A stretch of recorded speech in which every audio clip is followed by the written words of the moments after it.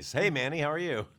Hello, Mr. Paul. I'm wonderfully blessed as always, sir, and so are you. And I want to congratulate you on the School for Good and Evil. It's magical, thrilling, and utterly heartfelt, and I love it. Oh, thank you so much. I'm so happy you liked it. Oh, you're so welcome. Now, give us a genesis, Mr. Paul. I mean, what made you fall in love with a story that you decided not only co-write the script but also direct and produce the film? I mean, you haven't done an all-out fantasy film, right? No, well, what made me fall in love with it are those two characters right behind you right now. I love that dynamic between Sophie and Agatha. I thought that friendship is so lovely. And I love how Agatha never gives up on her friend Sophie, even when at the worst of times, and how friendship saves them both. Well, I love that at its heart, it's about female friendships. It's kind of like your trademark in most of your films, right? Yeah, yeah. No, I love it. It's such a great dynamic, and I don't see it portrayed accurately in a lot of movies. And I have so many friends who are women, and their friendships are just seem so strong and fun, as opposed to the way that a lot of women's relationships are portrayed in movies, where it's contentious. And so I always want to try to tell the good side of it. You know what? I love both of your leads, the two Sophias. Hmm. Tell us how you zero in on them.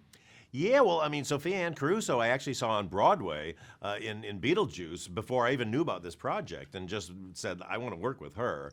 And so when I read this, it's like, okay, this is the role.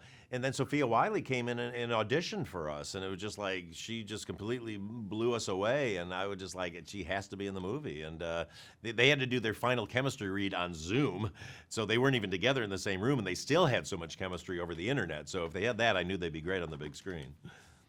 Oh, no, what was the best experience in directing your first fantasy movie, Mr. Paul? It was working, first of all, working with this cast, which everyone was amazing. But then working with all these artists and special effects people and designers and production designers and building these enormous sets, because I really wanted to do everything as practical as much as we could without green screens. And so, yeah, building these amazing things and then in post production doing all these effects to fill it in was really fun. So you've done comedy, action, mystery, and now fantasy. The only thing left is horror, Mr. Paul. Yes, Want to I try know, the exactly. next one? I'm dying to do a horror movie. We're actually developing a couple in my company right now because to me, horror and comedy are so close together because we're trying to get a big reaction out of an audience. So that's coming, and a musical too. We got to do a musical. And a musical. There you go. Soon. I can't wait for all of those. So The School for Good and Evil is being released by Netflix on October 19th. What do you hope for viewers to get after watching the film, Mr. Paul? Well, I just hope people come away from it with first of all, having had a great time, but also with a new understanding of like our polarized world right now, which seems to be so you're good, I'm evil, whatever. I think it tells us all that we're all in the same boat together. We're all humans. We might have differing opinions, but let's talk it out and let's not be so hard on each other.